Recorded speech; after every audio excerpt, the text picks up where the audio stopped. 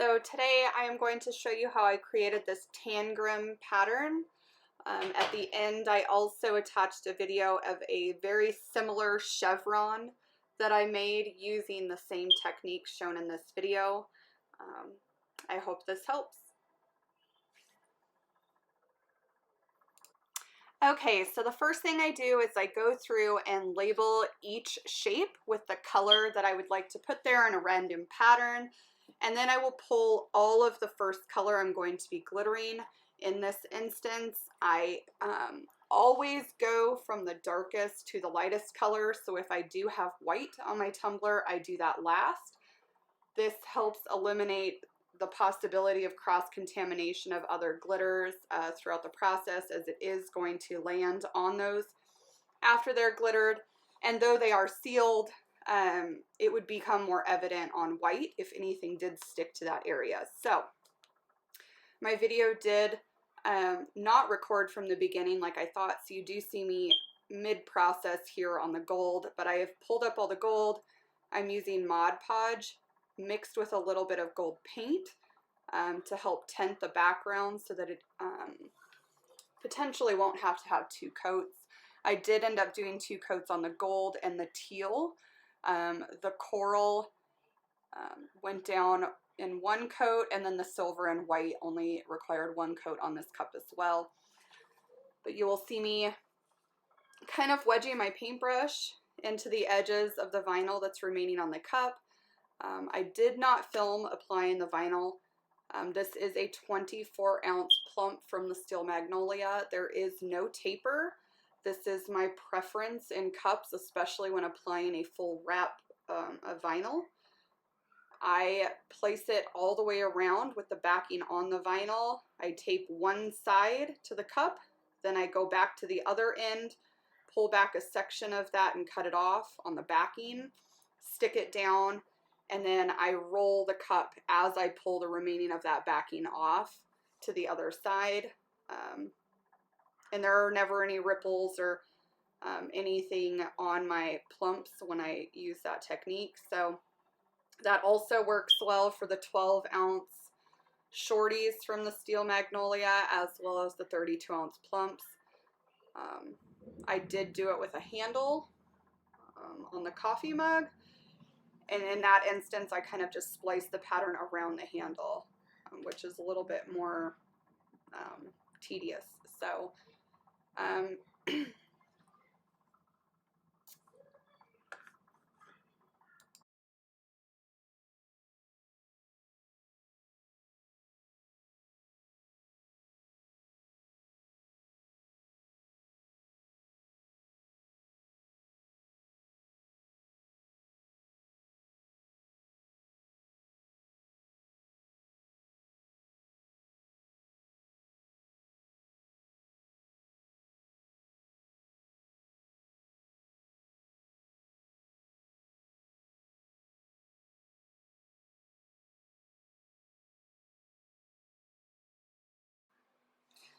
once I get all of the gold laid down, I will let it dry for about an hour before taking it and spraying it with clear sealer to seal that glitter in.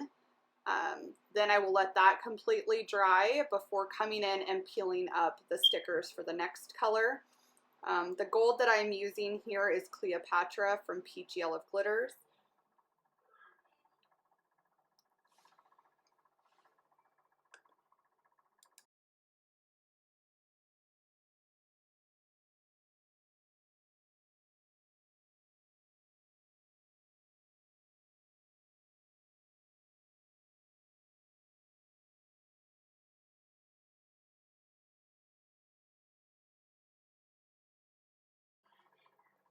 Okay, so for this step, I am pulling up all of the teal pieces, and I am using number 161 from Blanks and Glitter on this part. And same process, I did tint the Mod Podge with some teal acrylic paint as I applied the glitter.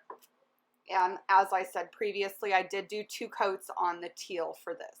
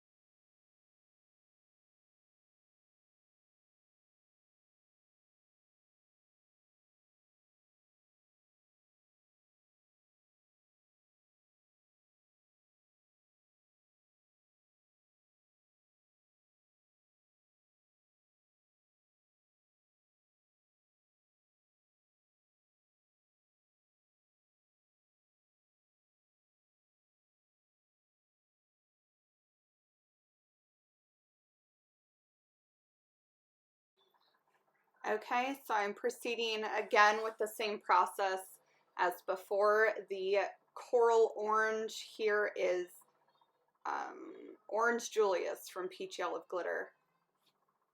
This only required one coat. The base coat was pretty sufficient here that it did not require a lot of glitter to get a good coverage on all of these.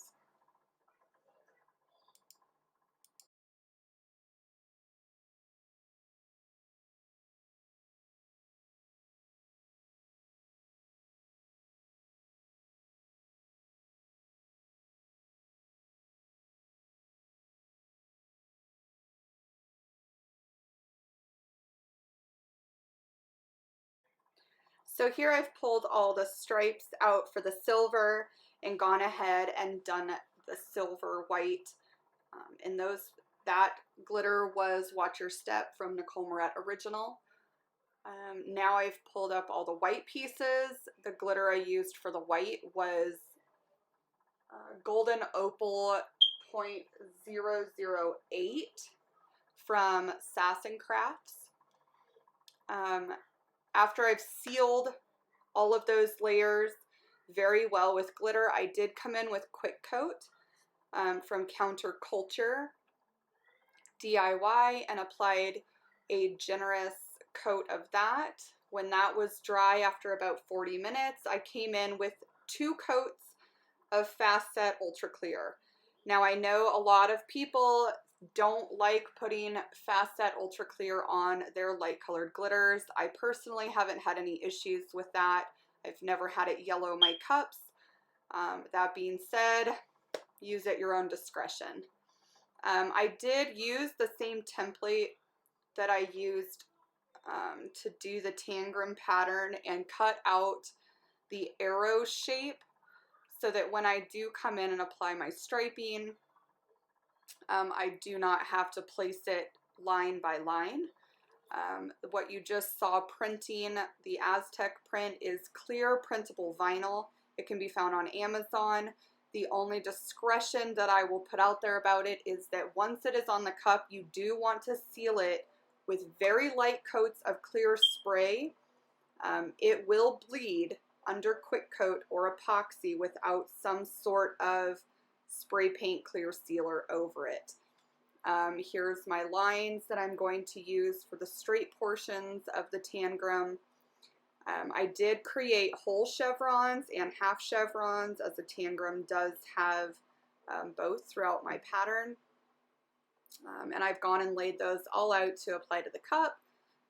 For that part, I did just come and sit on my living room couch so that I could be around my 4-year-old while I was doing it.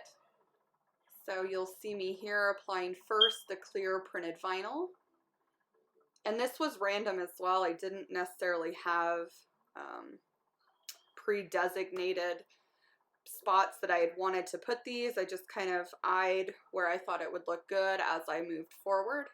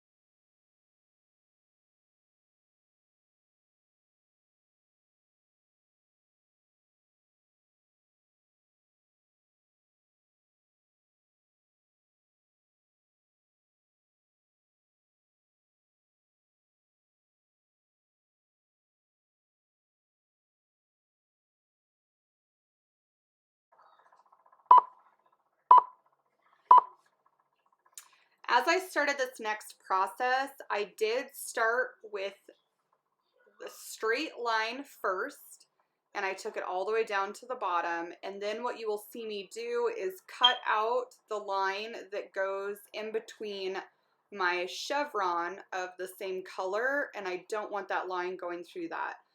So then I will come back in with an X-Acto knife and I will cut a V shape and remove the line from the center of the chevron that I want to show as a whole color. Then I will come in and I will lay the triangles, or the V's, over each one of those sections so that the V'd section is over the line in every instance. That goes for every column, and then I will come through at the end and apply the straight sections where those V's overlap.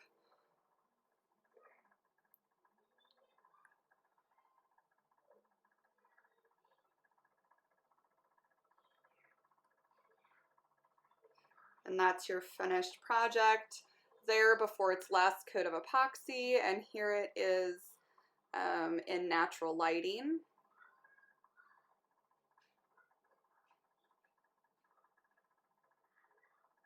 I've also done the same exact pattern as a chevron with the same colors and Aztec pattern, and I will also attach the video of that. It was done the same way.